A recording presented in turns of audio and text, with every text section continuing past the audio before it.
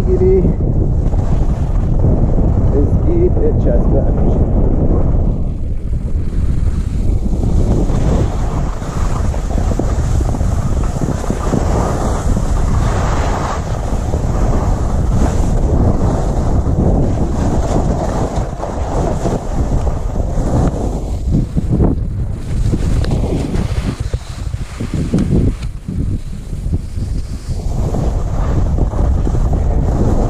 من تا کی براتون فیلم بگیرم با توم دستم نباشه با مزیرم در بره بخورم زمین تقصیر شماست به خدا. تا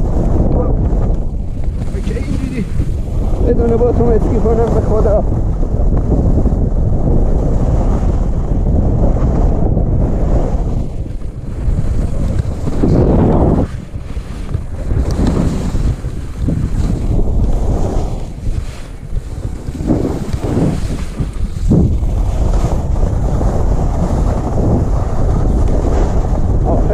که من براتون خوشبختی کنم شما خوشتون بیاد بخندید. این خدا میخورم زمین خونم میفته گردنتون به خدا. همش تقصیر شما هست.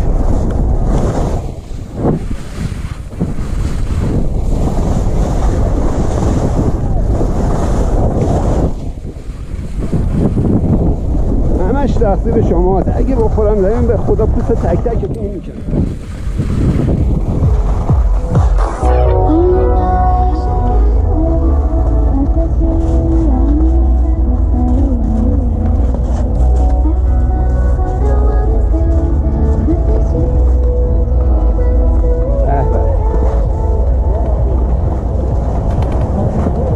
ببینید من اسکی رو دوست دارم، شما هم من دوست دارم.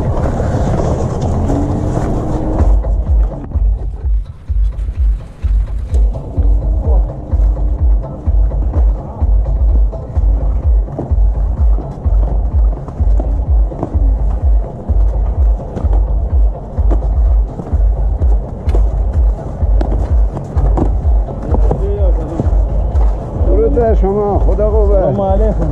نباشید.